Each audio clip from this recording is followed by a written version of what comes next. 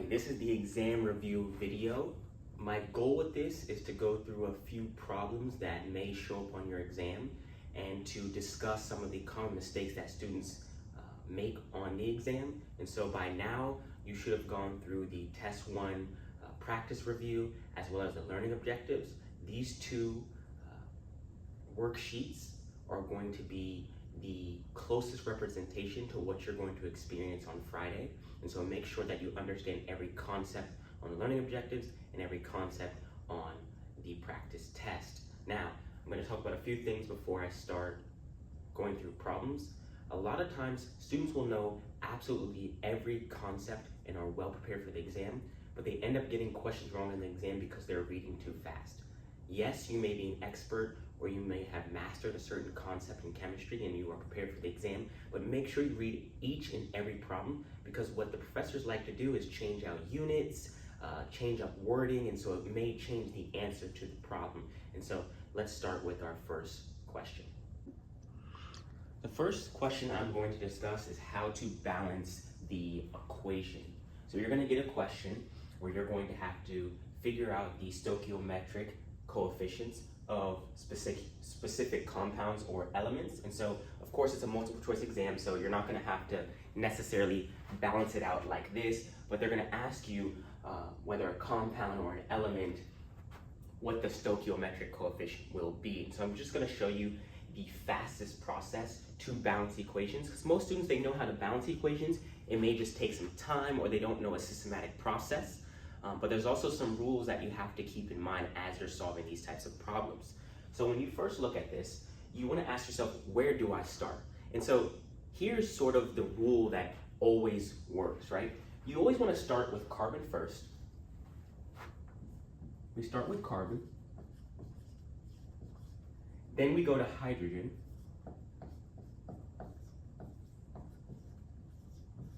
And then we go to oxygen.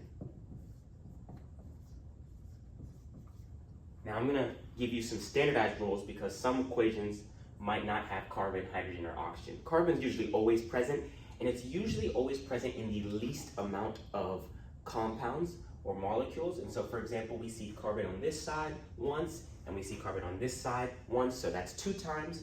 We see hydrogen on this side, and we see hydrogen on this side. That's also twice. So carbon and hydrogen, they appear the same amount of times. And then you have oxygen that appears 1, 2, and 3 times. So the reason why oxygen is what you want to handle last is because it shows up the most. Any element that shows up the most, you want to save it to the very end so that you can figure out what stoichiometric coefficient will balance out this equation. And so let's start with carbon. How many carbons do we have on this side? 3. So we start with carbon. We have 3 carbons on that side. How many carbons do we have on this side? Just 1. Okay, we've gotten the amount of carbons. Now, how many hydrogens do we have? On this side, we have 6. And on this side, we have 2. And then to finish it off, how many oxygens on this side? We have 2. And we have 2 plus 1. Don't mix that up, because in the exams, it's very common for students to just say 2 oxygen because they forgot about the oxygen way over there. And so remember, here we have 3. So now you want to ask yourself, how can I balance out all of these elements? And so we have 3 carbons on this side and 1 on that side. So to balance that out, we can multiply this carbon by 3. Which will give us 3. We have 6 hydrogens and 2 hydrogens on this side, so we can multiply that hydrogen by 3 to give us 6.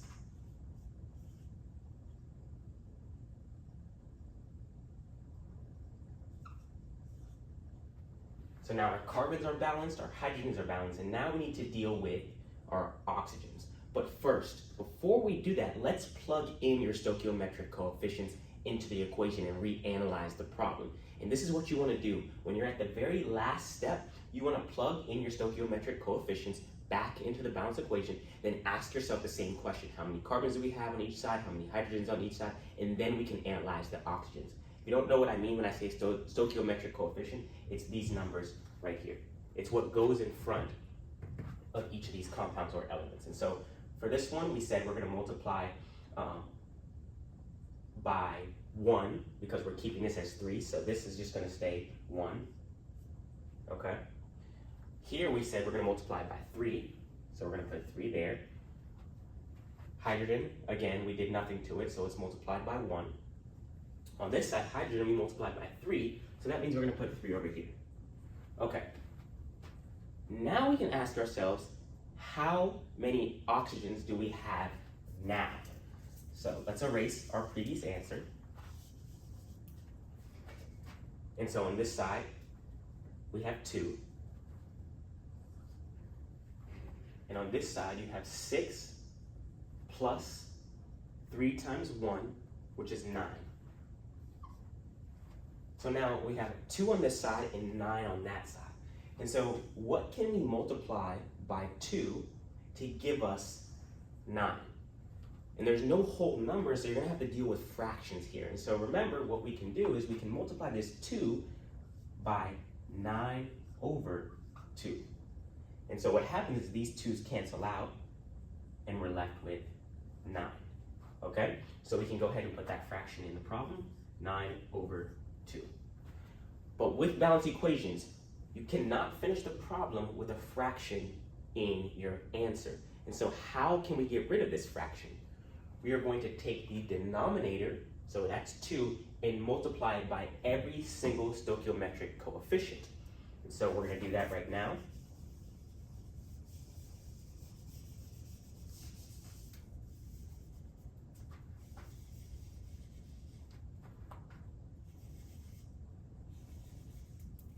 So over here, we had 1, so 2 times 1 is 2. Here, we had 9 over 2. 9 over 2 times 2 is 9. Here we had 3. 3 times 2 is 6. And over here, we had 3. 3 times 2 is also 6. So again, we had 9 over 2 here. We're going to take that denominator and multiply it by every single stoichiometric coefficient that we had previously. And so now, the last step that you want to do is reanalyze each of the elements and see if it's truly balanced. Because if it is, then you know your answer is correct. So here, we have how many carbons on this side? 2 times 3, we have 6. How many carbons do we have on this side? We have 6 times 1, 6. Okay, very good. How many hydrogens do we have? 2 times 6 is 12. 6 times 2 is also 12. So we have 12 on this side, and we have 12 on that side. How many oxygen do we have here? 9 times 2, 18. 6 times 2 is 12, plus 6, 18. So if every single number is exactly the same, we know that we have balanced this equation. And that's a systematic process you want to follow. To make it faster and not take a lot of time, especially on the exam, you want to deal with the element that shows up the least in every single compound or element, all the way down to the one that shows up the most. And what I mean by that is, look, carbon only shows up twice, hydrogen only shows up twice on both sides. Oxygen shows up here, here, and here, so 3 times. So that's why we waited to the very end to deal with it. And this is how you want to systematically solve and balance equations. Okay, the next question I'm going to discuss is a concept that is pretty straightforward, but there's a few ways in which you could be tested on this concept on the exam on Friday. And so first I'll read the question. Lithium has 2 naturally occurring isotopes, lithium-6 and lithium-7, and lithium has an atomic mass of 6.9409. What is the percent abundance of lithium-6? And so this question can be tested in a few ways. You can be asked to solve for the atomic mass, or the average atomic mass, or you could be asked to solve for the percent abundance. Now, in both types of questions, you could be given different variables and different numbers to solve for the atomic mass or the percent abundance. In this particular question, they didn't give us the percent abundance of lithium-6 or lithium-7. And so you're left with 2 unknown variables. Sometimes you may be given one and not the other, but in this case, we're not given either one of them. So you're gonna have to use variables when you're not given a certain value to solve this particular problem. So just so that you understand, atomic mass is equal to isotopic mass multiplied by relative abundance. So this is usually given as a percentage, and you need to convert it to a decimal when you're working with that actual formula and plug it into your calculator. So here we know that we're given the atomic mass. So we're given this portion of the equation, and we're also given the isotopic masses of lithium-7 and lithium-6. And so we're also given this portion. However, they didn't give us the relative abundance percentage, and that's what we need to solve for. And right now, we need to solve for both of them so that we can find just one of them. So here's what you're gonna do. You're gonna just assign lithium-6, let's just say lithium-6 is equal to X, and we'll say lithium-7 is equal to 1 minus X. So now, let's set up the equation. So we know that we're given atomic mass, and so it tells us that the atomic mass is 6.9409, okay? And we're gonna set that equal to the isotopic mass times the relative abundance.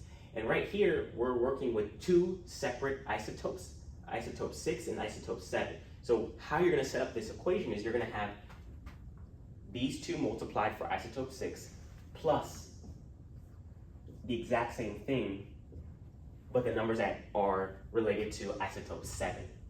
And so for isotope 6, our isotopic mass is 6.015121, so we'll plug that in, 6.015121, and our relative abundance is X, because they didn't give it to us.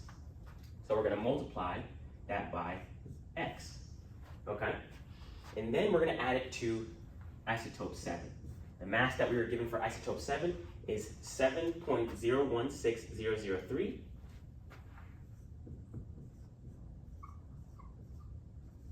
And we're gonna multiply that by 1 minus X. And so to take this equation one step further, we're gonna multiply everything out. So you're gonna have 6.9409 is equal to 6.015121x plus 7.016003. You're just gonna distribute, multiply that by 1, and then you're gonna multiply by negative x minus 7.016003 X. Okay? So then what you can do is you can subtract this 7.016003 from both sides. And because these are the same variable, we have 6.0x and 7.0x, we can subtract those. And so plug that into your calculator. When we put this into our calculator, we're given 0.075103. When you put this into your calculator, 6.015121 minus 7.016003x, you're going to get negative 1.000882x. And so this is just simple algebra.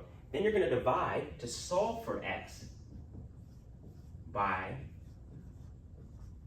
that number from both sides.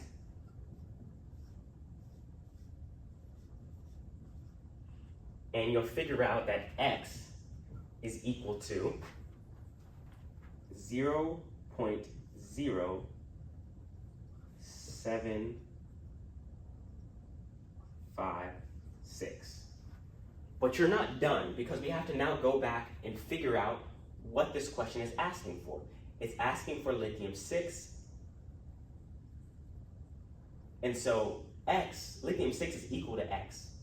Lithium-7 is equal to 1 minus X. So if the question asked for lithium-7, we would take that number and go 1 minus 0.0756 and then multiply that by 100 because it's asking for the percent abundance.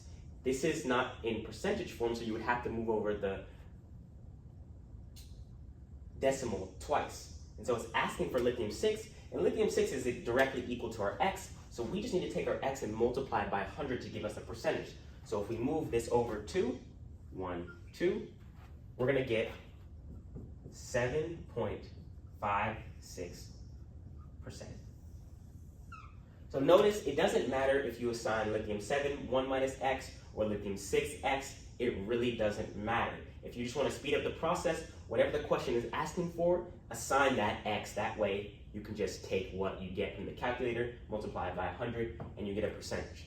So if you're missing a variable, you're going to need to use X and 1 minus X as replacements, okay? If they give you one of the percentages, you're just going to subtract it by 100, and that's going to give you the other percentage.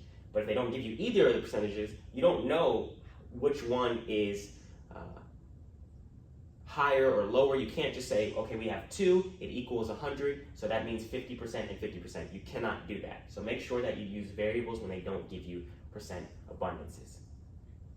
The last thing I'm going to discuss is molarity problems. Many of you guys know how to do these types of problems. It just deals with conversions and simple division. But sometimes when you're reading the problems, it can get a bit confusing. And so I just want to point out 2 things that you should keep in mind when you're solving molarity problems on the exam this Friday. So the first thing you should keep in mind is units. Yes, you may know how to do molarity problems in terms of the structure and formatting, but if it's not in the correct units, you're not going to get the right answer. And I guarantee you that there's going to be an answer choice that did not convert the units. And so you're going to think that you're selecting the correct answer, but you're really selecting the answer that was in the wrong unit. So remember, the units of molarity, it's always moles of solute divided by liters of solution. Okay? So if you see the solute in grams, you need to convert it to moles. If you see the solution in milliliters, you need to convert it to liters. That's the only way that you're going to get the problem correct. The second thing is when you're dealing with relationship between 2 solutions.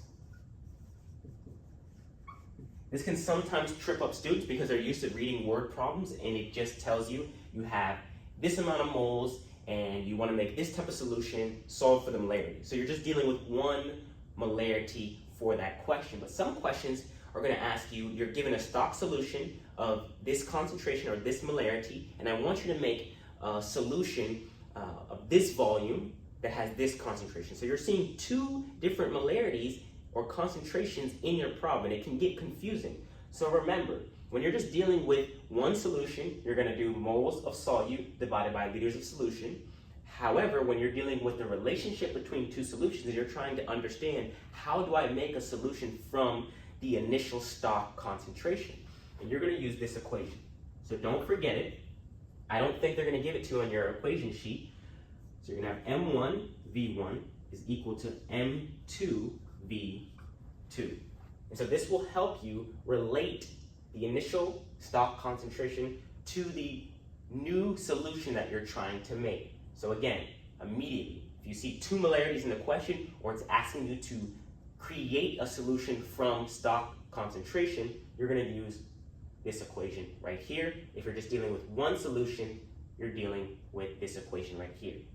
And that is all that I'm going to discuss in this exam review video. Again, make sure that you went through the learning objectives as well as the practice exam because those are a great representation of what you're going to see on Friday. Do not be nervous. If you have any additional questions, please come to today's library review from 2 to 5 in the library. And remember, when you're reading the questions, take your time.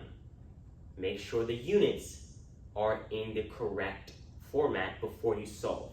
You may know how to do the question, but there's these little changes that could get the question incorrect. So please read, relax. It's the first exam, so there's going to be nerves. But if you did the learning objectives and the practice exam and you feel confident on all the content there, you are going to be prepared for the exam. So that is all I have for today's video. Thank you.